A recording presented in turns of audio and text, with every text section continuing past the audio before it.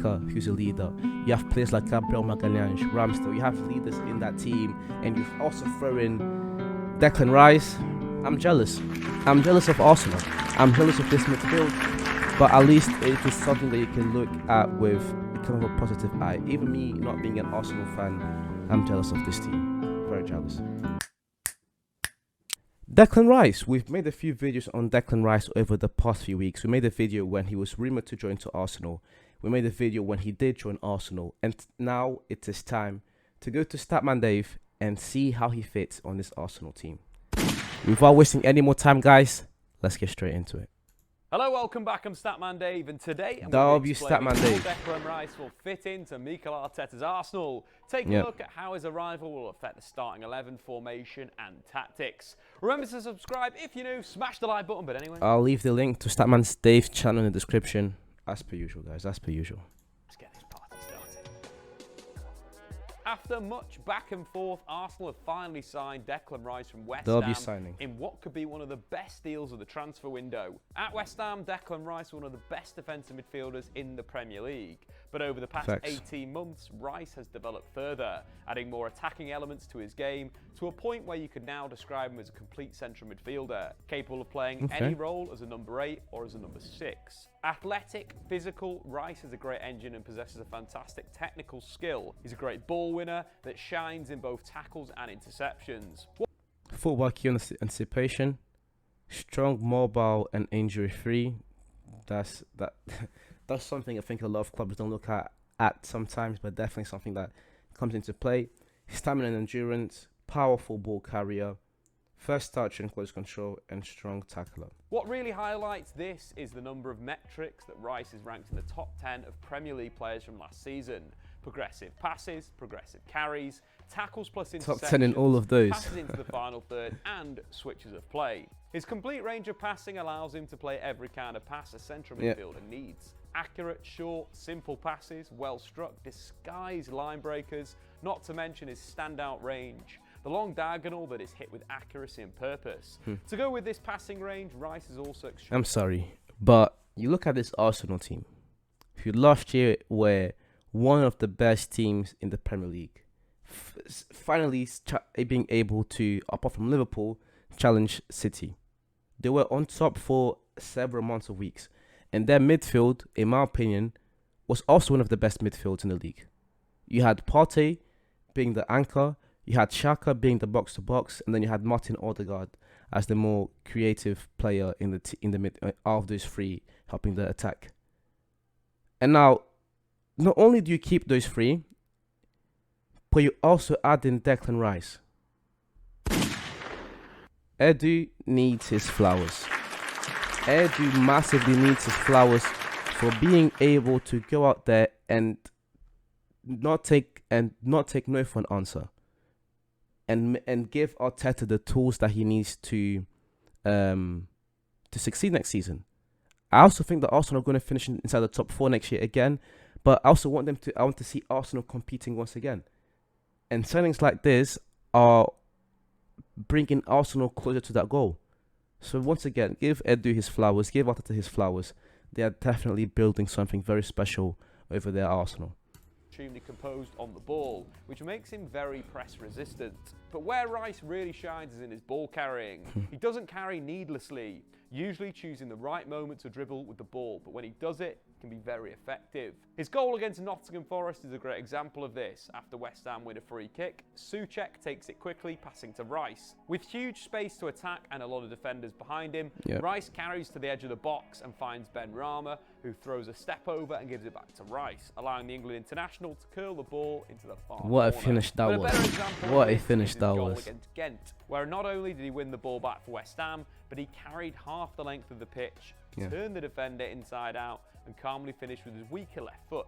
So how does this translate to Mikel Arteta's Arsenal? Declan Rice is a number of... And, it's something that he hasn't talked about because it's not something you can measure. It's more of an intangible. But Rice's leadership, you're looking at this Arsenal team, a team full of young players who last year really showed out. You have Martin Odegaard, who's a leader. You have Saka, who's a leader. You have players like Gabriel Magalhães, Ramsdale. You have leaders in that team. And you also throw in Declan Rice. I'm jealous. I'm jealous of Arsenal. I'm jealous of this midfield. But at least it is something that you can look at with kind of a positive eye. Even me not being an Arsenal fan, I'm jealous of this team. Very jealous. Different positions he could operate in for the Gunners, but I think they'll all be very interesting.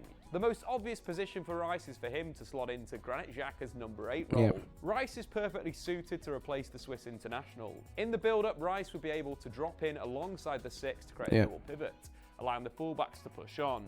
However, Rice could also stay higher up, not only altering Arsenal's build-up structure but making them more unpredictable. When he does get on the ball... But also, when they're on this final third, Rice's ability on the ball, his ability to score from outside the box, he's, as we saw, he had the most switches of play out of any player in the Premier League last year. Him and Odegaard together on that final third with Martinelli, Saka and Jesus, that's a very scary 5. Very, very scary 5. Able to play off both feet, passing range and the ability to switch the play will make him a big asset, allowing Arsenal to rely on Rice for ball retention and progression. In fact, despite playing for a West Ham team that averaged the 3rd fewest possession in the Premier League last season, Declan Rice played more passes into the final third than any Arsenal player. In attack, Rice could anchor the left-hand side of Arsenal's attack, offering himself up as a safe passing option who can recycle the play or switch the... As I said, 1, 2, 3, 4, 5. Sorry, 1, 2, 3, 4, 5, and then you have the full backs on either side adding the width. This is a very nice team. A very, very nice team. Point of attack. When Arsenal are attacking down the other flank, Rice could get into the box, becoming a dangerous target for crosses or even cutbacks. Playing as an offensive number 8 is probably the best. Doing those Lampard's runs. Development next. Love to see it. Arsenal. Rice would add real solidity in their midfield, allowing Arteta to switch to a very solid double pivot if needed. What's more is progressive style of play in deep areas, but lack of real creativity in the final third blends well with Martin Odegaard, who rarely gets involved in the build-up but often pulls the attacking strings for the Gunners. This would provide a natural tendency to switch the play, building down the left-hand side, but creating down the right.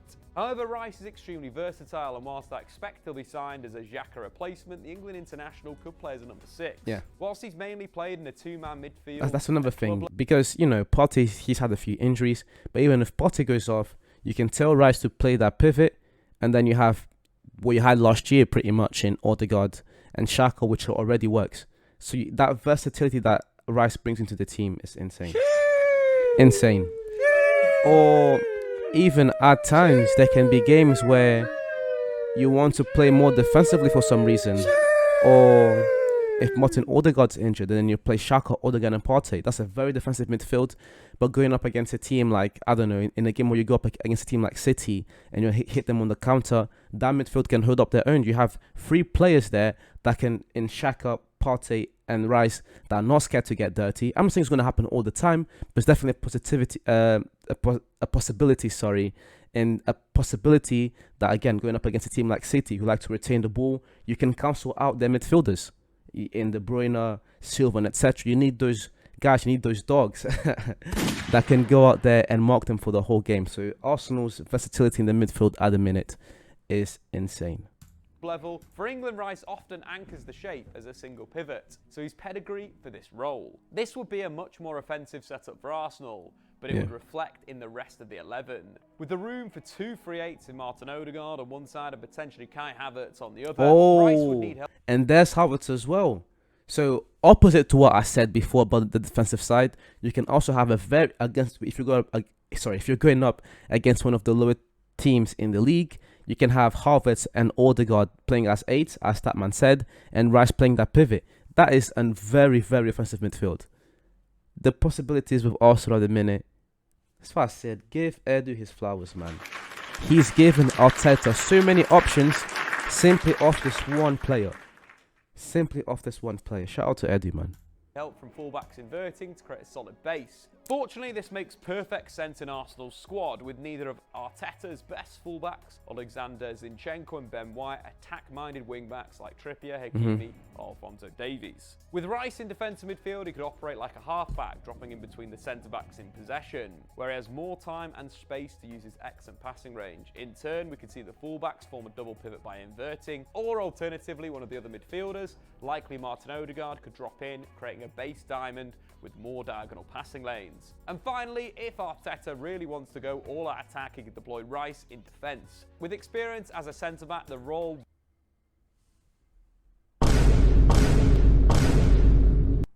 wouldn't be completely new to the former West Ham captain. His utility could help cover for injuries, especially if William Saliba's back trouble returns. This would ensure that Arsenal's possession game. But it is true. It is true. What can I say? It's a fact. It's a fact. He can play there. It's a fact. Common selection, but Rice creates this opportunity with his ball playing. And you've got Jorginho. Oh my God, I keep forgetting. I expect Rice could also do a job at right back, winning 62% of his challenges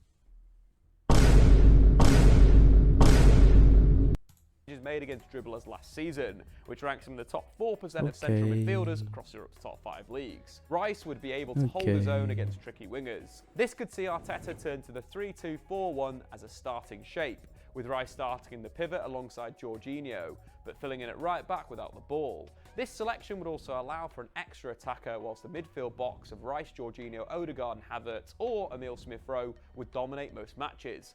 All in all, the signing of Declan Rice is a fantastic bit of business from Arsenal. Fantastic signing. Picking up one of the best midfielders in the world at just 24 and sorting out and the age factor that I forgot about.